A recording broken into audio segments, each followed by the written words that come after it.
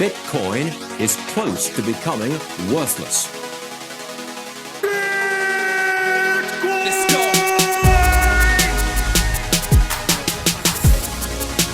Now, what's the Bitcoin?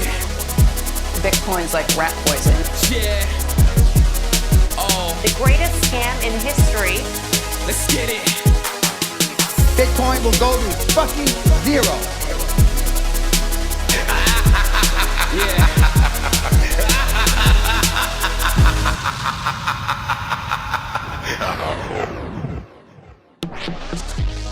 Alright, you ungovernable misfits. I'm your host, Max. Everybody knows that Bitcoin is useless, worthless, and doomed to fail. But what if everyone's wrong? What if it's the system that is doomed to fail? Join me as I speak to some of the brightest people in the space and slither to the deepest, darkest depths of the Bitcoin rabbit hole. Welcome back, everyone. Today's episode is with Craig Raw. He is the team behind Sparrow. It was great to catch up with him again. He's been on the show a couple of times, so if you've missed those, you can go back and check them out. Obviously, we talked about Sparrow, but we also got into some other topics. And yeah, this guy's just an absolute beast. He's one of my favourite Bitcoiners, just keeps his head down, keeps working, and just puts out incredible software. To everyone who's been streaming sats and sending boosts, I want to say a big thank you. These are a few from the last episode, the episode with Samurai Wallet. 21,000 sats, great episode, homeboy, that's from John. 8 Mithrandir, 20,891 sats. Great episode, looking forward to multi-party TX0, especially if it results in sharing the fee. Bon, boosted from my Fountain Custodial Lightning wallet. In all seriousness, a big fan and user of Samurai Whirlpool, looking forward to updates, soon, TM. Mr. 10,100 sats, ditto. Bubba, even my old arse have jumped into the pool multiple times, good show. You see, even Bubba's doing it. If you haven't already jumped into the pool, you can do that with Samurai or with Sparrow, and me and Craig do talk about that today. There is one more boost that I'm going to read out just because it's barn minor. 10,000 sats. Go fuck yourself bit by bit and Scamurai. Love you both. Love you too, barn minor. We did have some more people sending some sats, and thank you to all of you as well. But I won't keep everyone waiting too long. Just a final thank you to the show sponsors. A huge thank you to Foundation Devices, who make my favourite hardware. If you haven't seen it already, sort your fucking life out. Go to foundationdevices.com and check it out. If you do decide to buy one of these, which, let's face it, you will if you see one, then you can use my code BIT. That will give you a discount. It will also let them know that I'm shilling them hard. I've managed to get one working and use it constantly without issues, so I think that should tell you all you need to know. But if you are even more special than me, you can pay $100 and have Bitcoin Q&A hold your hand through the process.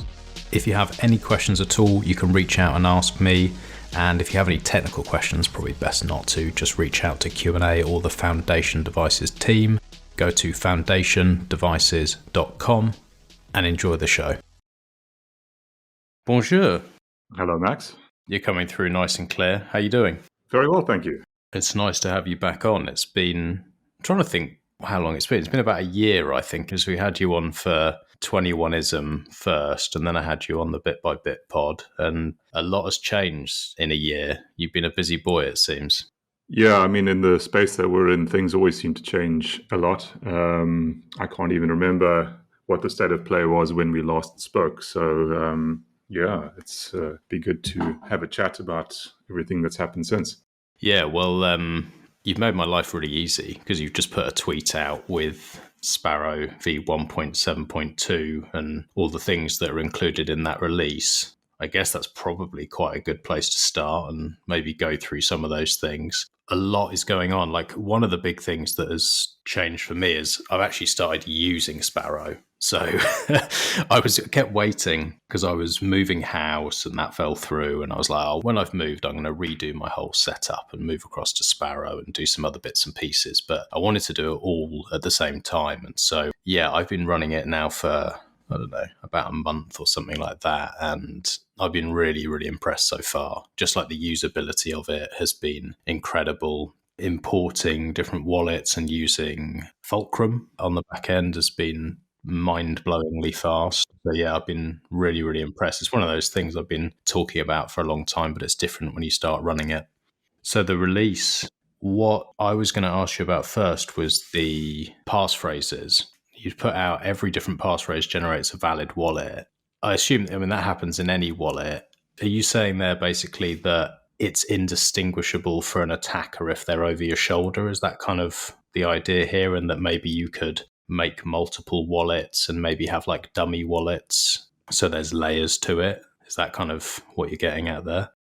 Well, the BIP39 passphrase is a system defined, obviously, in that BIP, where you have your bunch of seed words, which everyone knows well, and then in addition, you have this extra phrase, which some people call your 25th word.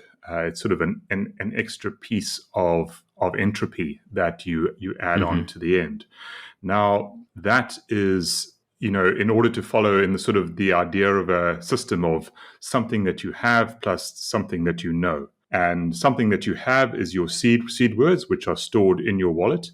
And something that you know is the passphrase, which is not stored in the wallet, right? So you need to remember the passphrase yourself. And it is an optional feature, and I consider it an advanced feature because anybody knows trying to remember a password, which is not the same as a passphrase, and I'll go into why in a second. But anybody who understands that you have to remember this thing in order to get access to your wallet will understand that we humans do forget things, and as a result, you can lose access. So the passphrase, as I say, is an advanced feature. Now, the thing that makes it different from a password is that every single passphrase, every possible set of letters and numbers creates a valid wallet because it's all just used as additional random bits to create your seed. And that means that if you forget your passphrase, you can't just keep on trying until the application eventually says, you got it right, much like your password. It'll just keep on creating new wallets for you, and you'll have to then go and consult the blockchain. And that's, for many people, not an expected thing. They sort of expect it to work like a password, and it just doesn't work that way. It's not intended to. So trying to remember the passphrase is an issue and has been a sort of issue and tends to make people quite frustrated when they expect it to work like a password and they enter in the wrong thing. They put a typo in and then they get a wallet that comes out and then they send funds to it.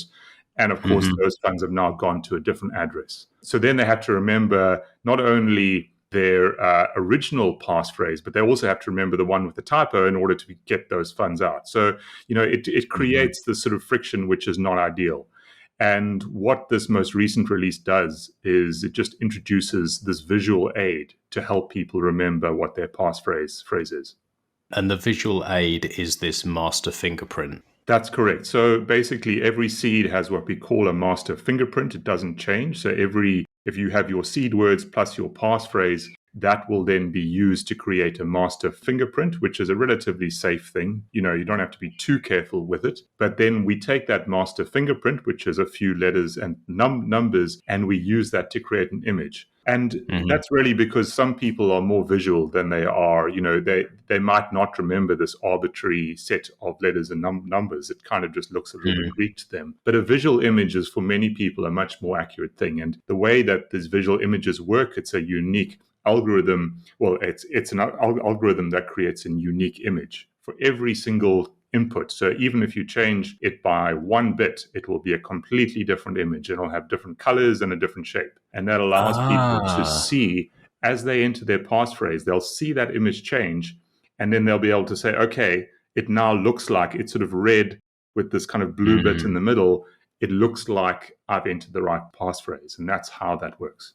Oh, that's really interesting. I have to say I missed that So that's the little bit where I'm looking here next to the master fingerprint. On the right-hand side in the image, you have a little green box with sort of yellow dots. You're saying that each time you add another letter or number, that is going to change. I think that's going to make a big difference for people. And also, the memory of a master fingerprint. I just write mine down so that I can double check it on hardware wallets and stuff like that. What I was wondering, you'd said about you kind of consider a passphrase as an advanced feature. And I was wondering your opinion on, if I'm onboarding people, I'll always tell them to use a passphrase, just because I don't necessarily always trust the hardware they're using or whatever. I just feel a bit more comfortable with that. But I do always tell them to write down and keep at least one copy in case they were to forget it. Do you think that's maybe, in your opinion, a bad idea? Do you have any thoughts around that? Look, it's a tricky one because I do understand and see the value of the passphrase, and I think many people who are putting all their funds into a hot wallet, there is value to it. But, I also see the other side of people forgetting their passphrase or putting in typos, and we are human. So I'm very much torn on it, to be honest.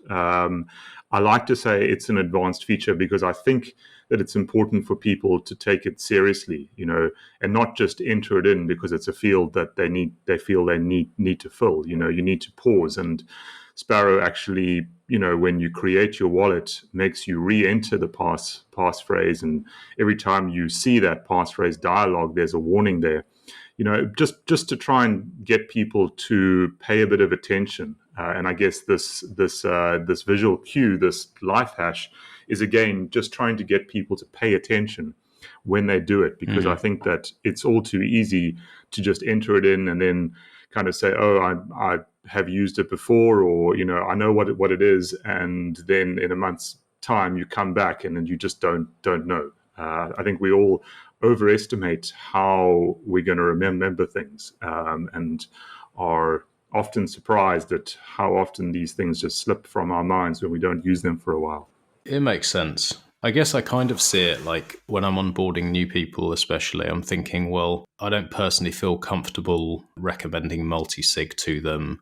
And I don't want full reliance on the entropy given from a hardware wallet or from any other wallet. So I'm always thinking, well, it's just sort of belt and braces. And if they're going to keep a copy anyway and write it down, I feel like, okay, it's not multisig, but it's just that extra layer of comfort. So I can see both sides.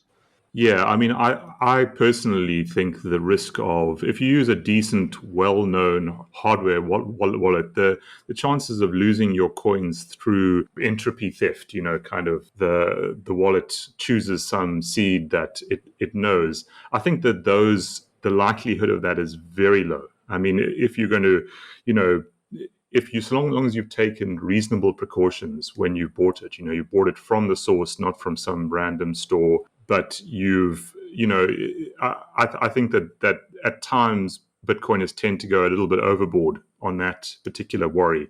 I'm not saying that it isn't a risk. I'm just saying it's a pretty low risk in my view. So, I think that using a passphrase is a valid way to circumvent that. But, if you're using a hardware wallet, it might not be necessary unless you're really quite paranoid, and that's so long as you've obtained your hardware wallet from a good source. Yeah, that's reasonable. So there's been a lot of other updates. The other thing I wanted to touch on is this wallet labeling, which has really excited me. It's something really, really good to see. I think it's going to help a huge amount of people. I wondered if we could just touch on that process, what it's been like to get to where you are now, getting a BIP and getting people behind this, and what's more to go before this can be implemented. Yeah, so it's been something that I've been wanting to do for a long time. If we look at the why have a standard for wallet labels? If you were looking, as you indeed just did, Max, to transfer your funds or your kind of working wallet from one wallet implementation to a different one, you can obviously take your seed words across. You can obviously enter your passphrase. And if you have a hardware wallet, it's easy enough to connect that. But the one part that was really missing was being able to move your labels across. And those are valuable things because they tell us the source of funds. And Bitcoin being the sort of UTXO model means that every UTXO, as we spend it, reveals information about where it came from. It's sort of its source. You can see, for example, if you have a 1 Bitcoin UTXO and you spend it, then whoever you spend it to will be able to see that you own that much, right? Which is giving away quite a lot of information. So it's helpful for us to be able to label things in order to determine what is their source, and we can kind of follow that in our own minds, and for a number of other reasons which are quite practical. So really being able to, not being able to transfer your labels from one wallet to a different one was really quite a siloing effect. It just meant that people generally, once they kind of got working with one wallet, didn't really want to change because they had all their labels set up there and they just couldn't move them. So developing a standard to export and import labels was, for me, an important thing. Obviously, I could have just, it's not a difficult thing to just write something that exports labels from a wallet, but to have a standard in place means that we can achieve what I just said, to be able to, export from one wallet implementation and import into a different one. So that was really the reason for going down that route.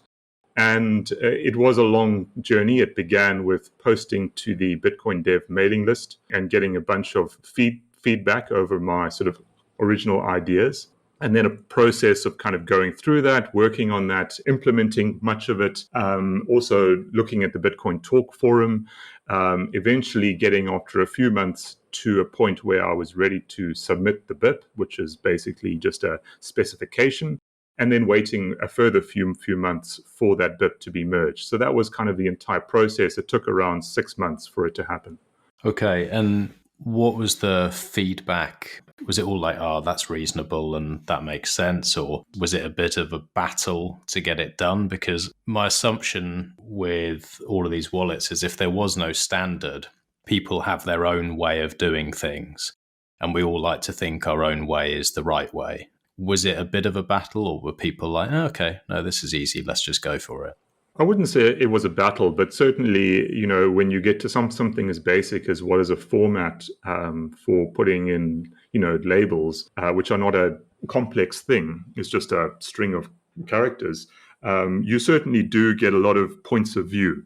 We have the concept in engineering terms of bike shedding, which is really just like, when it comes to designing the bike shed, everyone has a view on how the bike shed might be built. We might only have one person who knows how to build the skyscraper, but everyone knows how to build the bike shed. So there was a bit of that, but I would say on the whole, I was glad for the feedback. I think it's definitely made it into a better spec at the end of the day. And ultimately, you do need to get people to buy in. That is the point of it. Otherwise, you just go off and do your own thing. So I think it's a worthwhile journey to go down, even if it is, a difficult one, and it's so much easier just to build rather than write specs. I do think that there's a time and a place for it. So do I want to do it again? Not really. But if it comes to it, then I will obviously have to. Okay. Yeah, it's one of those things that I think maybe a lot of people would underestimate. Labeling is kind of like one of the first things now that I suggest to people if they talk to me about privacy, and people will be like, oh, should I run Whirlpool and should I do this and I should do that? I always say, like, are you labeling things? Like, that's the first place to start, because it's so easy to trip yourself up and it's such a powerful but simple thing to do. And now with what you're doing, people don't get into the situation that I'm in now, which is I've labeled everything for years and I've made a lot of transactions. And I've got a lot of different hardware wallets and a lot of different wallets because I've always tested and just played around with stuff. So I'm now in a situation where I can't get any labels back. I can't move these labels and I'm fucked. I mean, hopefully at some point I'm going to work out how to do it, but it's a real kick in the bollocks. Whereas going forward with having a standard, then that shouldn't be an issue. You should be able to obviously go, okay, I can't get the wallet I was using before to work with these labels, but there is a standard. So, okay, I'll move across to Sparrow and bang, they're there. Even if you do it, if you've got thousands of transactions that are all labeled, you're going to have to manually go through and write every single one. And it's a pain in the arse, if nothing else. Yeah, and I hope that whatever wallet you were using actually implements this BIP so that you can get them out. That would be sort of the first prize here. So it's really up to the users to encourage the wallet devs to implement these sort of things. I think that they have a long list of things that they need to do all the time, but they will, if they writing a good wallet, always listen to their users, and so it's really up to the users to ask for it. So the particular BIP there is BIP 329. That's the one to ask for if this interests you. Yeah, well, so I actually spoke to, it was Specter that I was using, and to be completely fair to them, it's K9ert, one of the devs there. He's been very, very helpful with me. He's given me a load of information, and hopefully there's a work through, and I'm pretty sure that he said they're going to implement it, or that's the plan anyway. I'm pretty sure. So it's currently causing me a load of drama, but he has been very helpful, and it's now just a case of a lot of the stuff that he's saying to do is just going over my head because, yeah, I don't know what the fuck I'm doing, but I'm hoping it gets sorted. But yeah, it's just going to be a huge improvement for people coming in, and so you don't have that sort of situation. And I would hope that there's more and more people who are going to have this as a standard. If it becomes a standard, presumably then it's still something that people can choose to do or not do.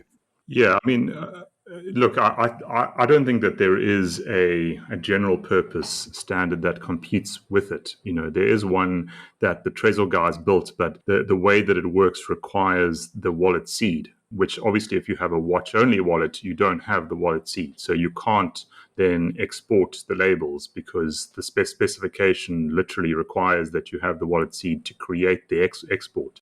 So apart from that, I'm not actually aware of any other wallet label export. So there shouldn't be a sort of a decision tree of which one am I going to implement. It should just be a case of, am I going to allow my users to export the labels from the wallet? And if so, this is the only standard that is there that sort of is broad enough that can sort of cover all the use cases. I think that it's a relatively easy thing to implement. It's really, designed to be not burdensome. I kind of did it all in a day. It didn't take me long. But I guess we'll just need to see which wallets choose to do it. Yeah, well, here's to hoping.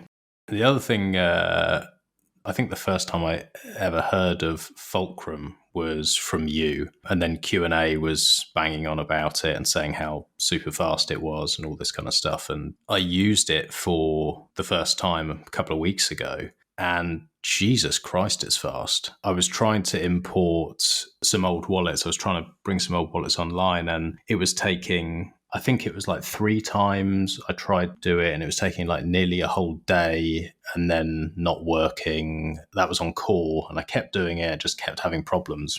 Then I did it with Fulcrum, and it took about 10 seconds. It was mind-blowing. Can you talk to me a bit about why that's so fast, and are there any downsides to using it? Because right now I'm like, I don't want to use anything else. So let me do the one downside first. The one downside of Fulcrum is right now it doesn't like being, if you shut it down without, in a non-graceful way. If you just kind of have your little computer there and you pull the power out and it has to shut down sort of, there's no time for it to kind of stop itself, it can get into the state where the database that it uses gets corrupt. So that's the one flaw that it has. I'm hoping that Fulcrum 2 repairs that and sort of so that isn't the case anymore. But apart from that, there are no downsides. It's really a great piece of software. The reason why I think it is as fast as it is because, number one, it's written in modern C++, which is about as fast a programming language, sort of a modern high-level language as we have. And I think it's written by somebody who is a self-described performance Nazi, which is a phrase I quite liked. So clearly somebody for whom, they are just looking to find every performance angle that they can. And I think it really shows. Now, if you are using other implementations, there are various reasons why they are slower. So the major one that is probably in use today is the Electrum Rust server, better known as Electrus. And that works in quite a different way, right? So the way that works is that Electrus stores the block that your transaction is in. But in order to retrieve the history for that block, it needs to actually go to Bitcoin Core and says, please give me this block. It then downloads that entire block from Bitcoin Core, parses it, and then returns that information to the wallet. Now, if you can imagine, if you have 100 transactions, you've got 100 blocks. And that then adds up in megabytes. If you've got 1,000, you have potentially gigabytes of traffic between Electrus and Bitcoin Core that needs to be transferred and parsed in order for you to load your wallet. And that's actually what the bottleneck is. It's kind of an architectural thing. So Electrus works well when the wallet size is small. If you've got like 10 to 20 transactions, it really is not going to take very long to do that work. But if you've got an old wallet that's starting to get kind of a few years old, you've got lots of transactions in it, that's at the point where that particular architecture starts to fall down. And that's where Fulcrum is different. So what it has is an ability to deliver all the data to the wallet without having to go back to Bitcoin Core. And that just makes it so much faster in terms of its ability to respond to different requests that the wallet might make. Yeah, so if you have like an old Samurai wallet and the mix depth is massive on it and it's been there for years, then it's just going to be something you're going to want to use Fulcrum for. Yeah, that's right. That's kind of one of the major reasons that I started to push it forward, is because, lots of people were using, the Whirlpool feature in Sparrow, and they were starting to battle with their wallets not being able to load. And for me, it was a clear point where I had to find some kind of answer. I even considered writing an Electrum server myself, but happily I managed to come across Fulcrum, and it just clearly solved the need. It's just clearly a well-written piece of code that does what it needs to do. Talking about Whirlpool, what's it been like implementing it and having that as an option, being a client? Is it in any way helping with the development process because it's bringing in some fees? Is it doing the things that you hoped it would do for the wallet and the users? Yeah, I think that it's a big reason why people come to Sparrow. That many people seek privacy, and certainly it has been a big draw card having that feature in there. I think that also, just getting people to think about their privacy. Lots of people hear about Whirlpool or at least CoinJoin, and they think, well, I need to understand that better. And Sparrow is often the first port of call or the first time that they actually get to kind of experience it. And I think it's a helpful way for people to kind of think about, the Bitcoin UTXO model and how do I seek privacy with that model. Because it's not like the model is not like some that other wallets have kind of tried to create, where you have a system which is trying to do its thing behind the scenes. It's very front and center, which is what Sparrow likes to promote. It's sort of the idea is that we want you, or at least I want you, to be fully in control of your funds at all times. And I want you to know what's going on, and I want to try and explain it to you on the way. So I think Whirlpool is great from that point of view. It kind of explains it as you're going through it. You can kind of see it. It is a multiple step process, so you can kind of see the flow of funds flowing through. But ultimately, the transactions that it makes, 5 in, 5 out, people can kind of grasp that and can see, okay, we've got 5 equal outputs. Clearly, it's very difficult for anybody from the outside to tell which of those 5 is mine. And I think that kind of makes it a more graspable thing. So I think from the point of view of promoting privacy, it's been a really great feature to have, and certainly been good working with the Samurai guys on it. The client that exists within Sparrow is built by them, and it's been good to be able to just leverage that and to build the UI around it that you see today. It's funny, or I always find it funny at least, this view that red team is mean and they're some of the nicest people I ever deal with. I just had Samurai on about a week ago and they're just so fucking helpful and nice. It's very weird to me, some of the heat that goes their way. And I know they don't care and it doesn't matter to them, but I do find it peculiar. And just the whole architecture, like he was talking me through, bringing on different clients, and obviously you're one of them. Q&A is sort of potentially leaked that they might be bringing it to Foundation, which would mean then it's available potentially on iOS as well for iPhones. And to me, the fact that you just have this one pool that different clients can join just seems like such a smart way of doing it. It just seems like the obvious way that you'd want to build this and that more people can join. You just have this one pool and it's better for everyone continuously. So they always, when I look at what they're doing, I always think, okay, I feel a lot more confident now about privacy going forward for Bitcoiners than I would without them being there. Yes, agreed. I think that, they've added a huge amount to the space and done so often, in the face of a lot of, people trying to subvert their sort of efforts. So, for me, it's certainly I think that they write good code, and I like the way that it works. I actually really like the fact that it takes time to perform remixes. Many people don't. They come onto the Sparrow Telegram group and they ask how long it takes and why it takes so long and all of these kind of things. But actually, for me, that's a great feature. I think that lowering your time preference is always good. I think it's good to understand what you're doing and to understand how that remixing takes place over time with fresh liquidity coming in, so you're not remixing with the same people over and over. It's just for me a system that works well and is in line with the sort of Bitcoin ethos as I see it. And for that reason, I'm never dismayed when people express worry or concern that it takes longer than they thought, because for me that is actually a good thing. Good things come to those who wait. Yeah, it's just nice that you have this one big pool of liquidity, and the more clients that come on board, the better. And the other thing that was discussed is decentralizing the coordination process going forward, which all of it is very exciting.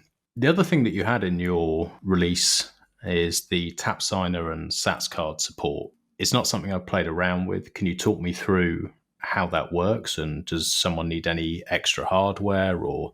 Sure. So I'll just go briefly into what those two products are first. So they're both made by CoinKite, the same guys who make the cold card.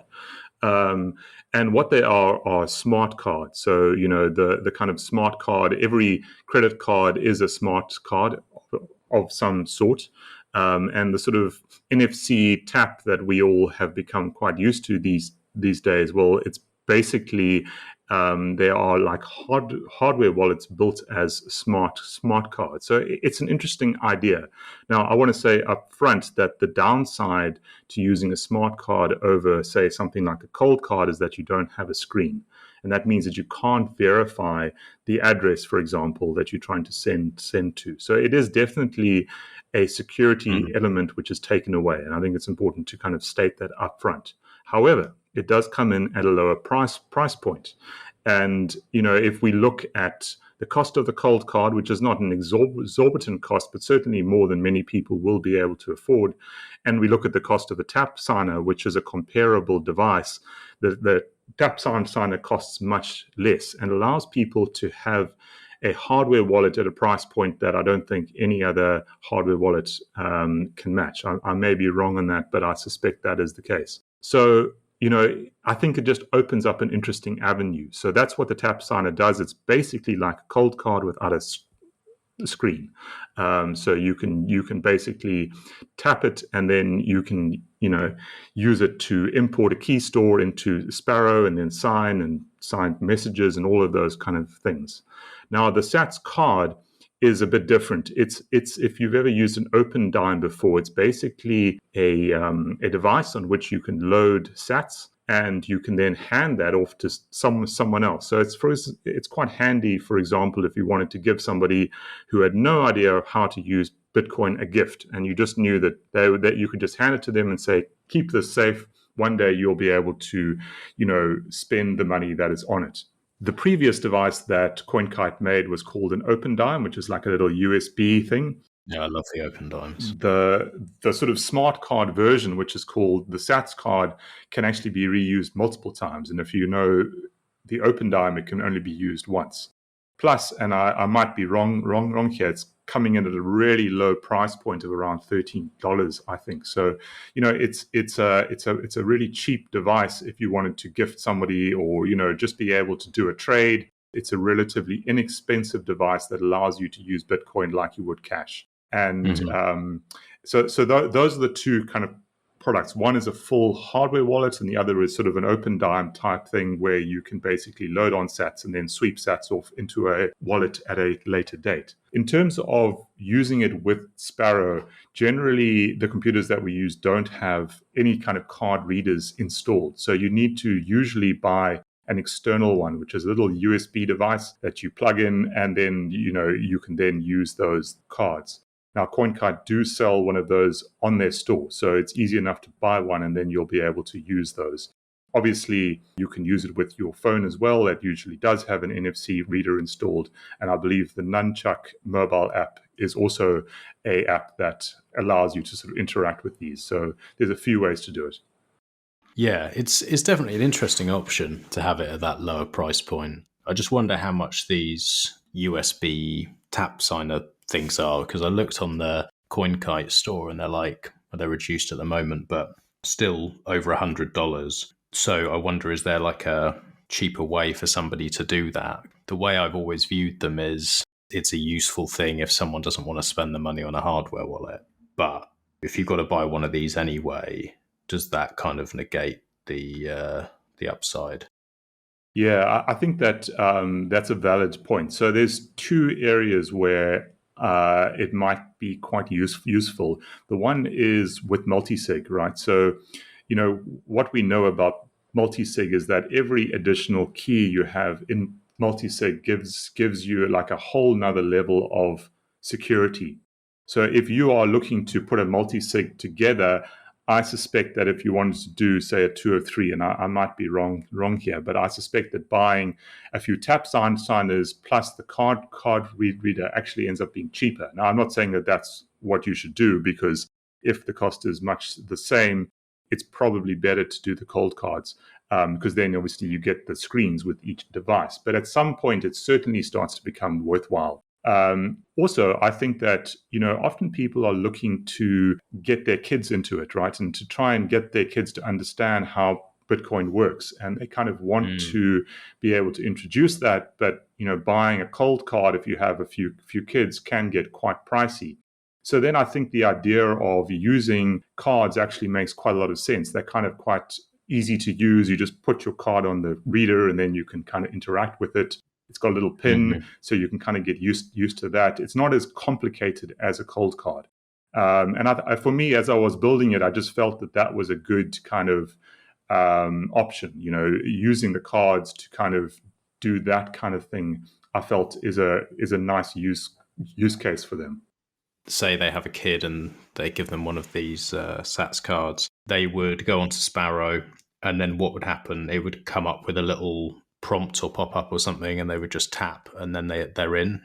Yeah, so I would tend to think that the tap signer is probably the better card to go for that particular use case, because it kind of allows you to have your own wallet, and I think that's an important thing to sort of learn, to kind of get that sort of early intro. I think the SATS card, you could certainly use that as well, but then it's more of I think it's quite an accurate way to think about it is just like a piggy bank, and you put money in and you put money in, and eventually you take the hammer and you smash it, right? That's kind of how it works.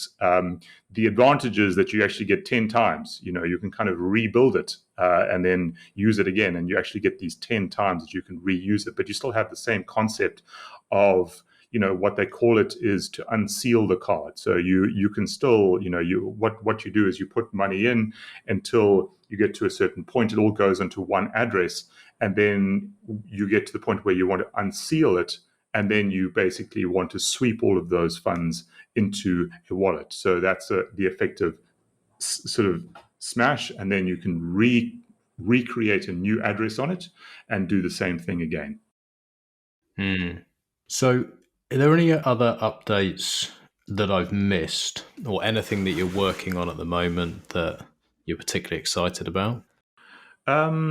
So, one of the biggest kind of updates in this most recent release was to effectively rebuild behind the scenes the library that Sparrow uses to talk to Bitcoin Core, right? So for those people that aren't using an Electrum server, who are, for example, are running Bitcoin Core on their laptop, and they then, connect Sparrow to it, which is I think a valuable kind of cohort, if you will. The current mechanism that Sparrow is using prior to this release was to use a library called BWT, which in the background used what we call a legacy Bitcoin Core wallet. In other words, the Bitcoin Core wallet that's been around in Bitcoin since day one. Now, around 2 years ago, there was a new kind of wallet that was introduced into Bitcoin Core, which we call a descriptor wallet, and is based, as it suggests, on output descriptors. And that wallet is kind of the wallet of the future. I'm not saying that Bitcoin Core is going to remove the old wallet anytime soon. I don't think that they are, but I do think that the descriptor wallets are going to be the correct and best way to do things going forward. So I really wanted to get Sparrow to use those, and as a result, I kind of built from the ground up this sort of layer that BWT has been providing to date. So it's an entire kind of translation mechanism to basically give a Bitcoin Core wallet and Electrum server front end. Kind of just puts this facade on top of it. And that was quite a bit of work, but it has the big advantage that we can now support Taproot wallets on Bitcoin Core, which we couldn't do previously because Taproot and legacy Bitcoin Core wallets just don't work at all together. So that for me was, in terms of the background work, one of the biggest pieces, kind of future-proofing Sparrow in terms of that particular way of being able to connect to a node. And it's for me, that's an important kind of work to do, even though it's not perhaps the thing that is visually all that interesting. That's actually where a lot of the work goes, because you really want to make sure that part of the wallet is very solid. And obviously you're very keen on multisig. We've talked previously about why. To my understanding, Taproot is very useful for people who are going to use multisig. You don't want to be the only person using it because you stand out. So everyone maybe kind of waits a while. You want to be hiding in a crowd kind of idea. Yeah, that is true to a certain extent. So every address in Taproot looks the same. So a multi-sig address looks like a normal single sig address, which is not true for SegWit. So there is actually a lot of privacy benefits to moving to Taproot, particularly when it comes to the multi-sig case. However, that said, until last week, the use of Taproot was really quite low indeed. So, we actually are in a situation where no one was really using Taproot for much at all, and you would stand out regardless of whether you are using single sig or multi-sig. And I would still say that that's pretty much the case today, although we are now seeing obviously a lot more block space being taken up by Taproot with Ordinals. So I think that, the biggest thing holding multisig on Taproot back has actually just been ensuring that we have a good cryptographic spec, and that spec is, there are more than one, but the most commonly referred to one is called MUSIC 2, and that is really only getting finalized now. I think it's sort of, I believe it is still in draft, but I think that draft period is coming towards a close, and I think we are likely to start seeing the first Lightning implementations move towards multisig, move towards Taproot channel opens and closes soon, which should start to give us a sort of a non-set that is of a decent size. But I don't know of any other wallets that have actually built Taproot multisig in yet, simply because this MUSIC 2 is all very new. Now, the one big downside of MUSIC 2 is that you have to do this two-step process. So you have to both sign, you have to basically provide this random use once number, and then you kind of have to do that with all of the different signers.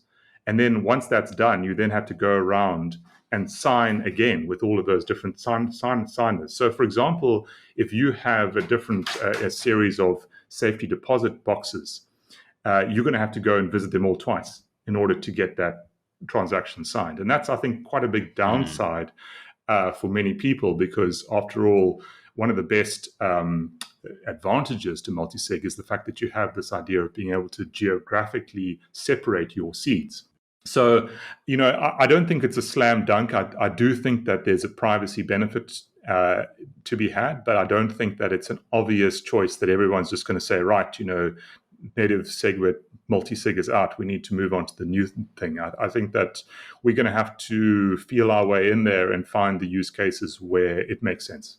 All Taproot transactions look the same. Presumably, you were saying about Lightning, if you have channel open and closes, that then won't look any different to any other transaction. Is that right? Yeah. So, basically a channel open and close is a 2 of 2 multisig. And as I was saying earlier, every multisig, kind of address that you create looks the same. So, there is a degree to which, so long as we are following the sort of key path, the default path, the spends should also be relatively, they should be hard to tell one from the other. So I think that, we are hopefully going to see a non-set soon. But, until it happens, I think people should be cautious. And, many people come on the sort of Sparrow support group and want to use Taproot. And the best advice right now is just don't. You're going to stand out. Generally, the hardware wallet support, it's coming, but it's still somewhat patchy. It's just, even years after it was introduced to mainnet, it's still coming. It's still being built out, and I wouldn't advise it yet for those trying to do self-custody of their own funds. Yeah, fair enough. I remember when Taproot was being discussed and there was a lot of talk on Twitter and everyone was talking about the pros and cons, and mainly it was the pros. I'd never heard of Ordinals or even knew that was even a possibility. I never heard anyone talk about it, and maybe that's just me missing it, but I can't remember that being discussed at all. And now there's a load of people who are whinging about it. To me, it seems like, well, as long as someone's paying a fee and they're getting into a block, then it's valid, and who really cares? Have you got any thoughts around it, or do you just literally, you couldn't care less? Yeah, I mean, there really is no alternative at this point. It's not like any change can be made, or can practically be made, I should say. So, I think it's one of those things which is currently, in the ascendant phase of its hype cycle. Certainly, Sparrow has been recommended as the wallet that people use to receive ordinals onto. I haven't, beyond reading a little bit about them, I haven't done deep kind of research into them.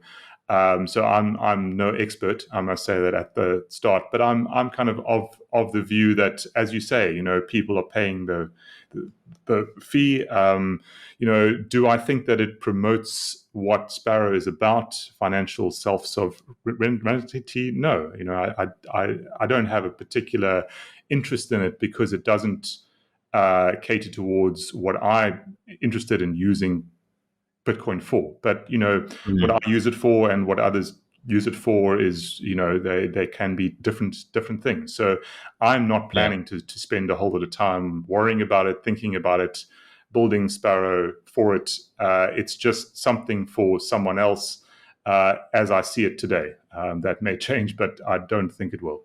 Yeah, most of what I've seen has just been people flapping around and just causing drama, basically, it seems. But one person who's normally very level-headed was talking to me about it. They said the only thing that they're concerned about is the fact that it could be a way to attack Bitcoin or Bitcoiners, because effectively, if you're storing data, if you're running a node and something on there, like something disgusting that you'd never want on there, is stored, can you be attacked more easily than you would be if it was just a normal transaction? And that was one thing where I was thinking, probably. But then at the same time, it's like anything that people can attack or governments can attack Bitcoiners with is going to be done anyway. So I don't know. I kind of think like it probably is a bit of a nothing.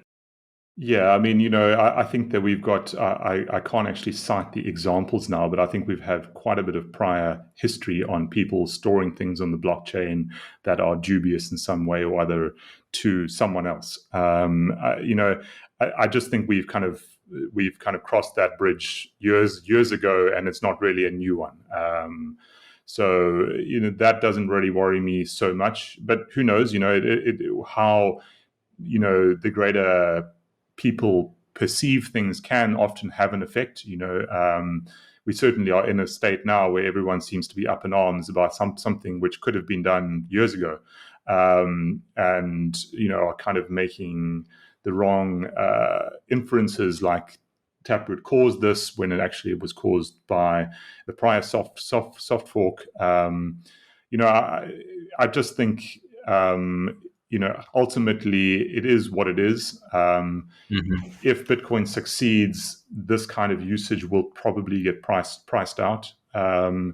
And that's what we all want. So, it's important not to focus too much on the here and now and more kind of look ahead to where we are likely to be going.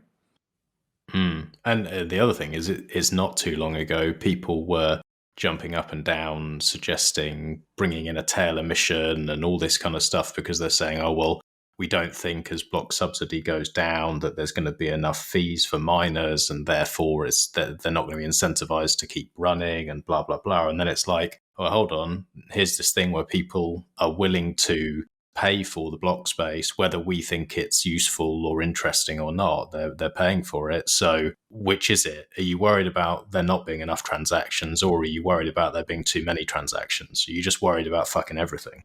Yeah, I mean, Max, often when I see people get into these online spats, which I try to avoid because I think they just waste time, but often I think that the basic fallacy or the mistake being made is that people just are not kind of taking the long view. They're just reacting to whatever is the hot thing today and using a lot of words to put around it without kind of saying, hey, we're just really early, guys. We're just super early. We don't know how this is going to play out.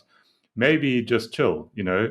So far it's going all right. Let's not try and scare up every possible drama that we can think of ahead of it actually happening. So yeah, that's my kind of general thought when I browse my Twitter feed. Is really, it's just really early. Yeah, I would agree with you. And also, you're actually building stuff and doing stuff. I think sometimes the people who are shouting loudest have fuck all to do with their lives. And also, it just gets engagement. And at the end of the day, that's what they care about rather than the truth. So I guess that's the difference.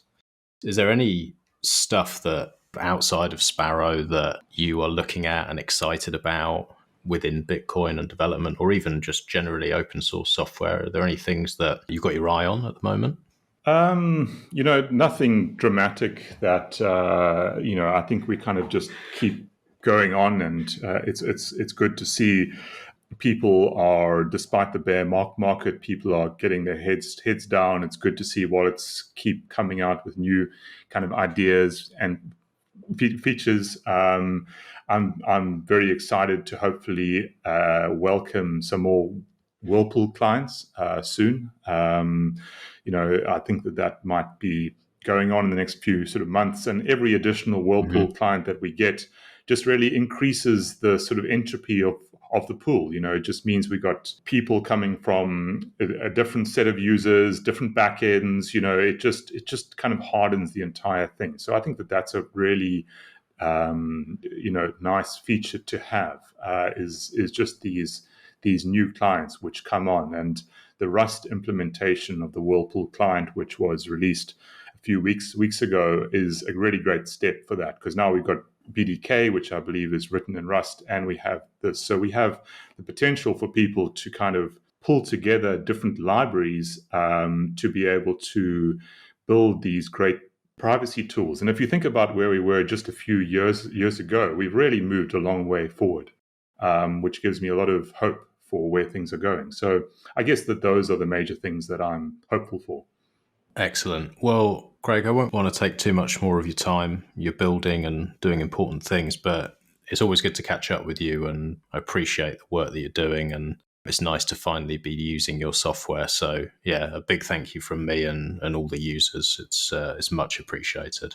Great. Well, thanks for having me on, Max. I hope you enjoy using Sparrow. I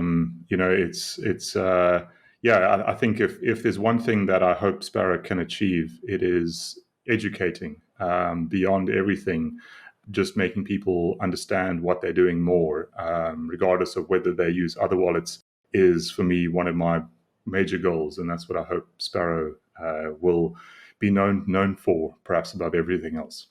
Well, it definitely does that. It's a really nice interface, and it gives you so much information that others don't. So I think it's definitely doing that. And I hope my annoying feedback on it isn't too frustrating, but I have a special skill, which is breaking software, breaking anything that I use and getting confused. So if it's all right with you, as I come across things that I don't understand, I'll just ping you and annoy you. Just tell me to fuck off when it gets too annoying.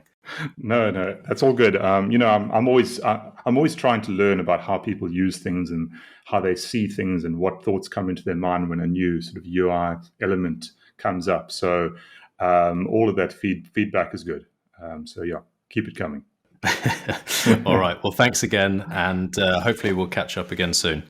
Awesome, Max. Thank you. Thanks for listening. I really hope you enjoyed that. And if you did, I'd really appreciate it if you could like, subscribe, and share this podcast. Mr. Crown has also been working very hard on our YouTube channel. So before we get banned, go and check it out and subscribe. It really does help more listeners find this content, and it helps push me up the rankings. Thanks in advance, and I'll catch you on the next one.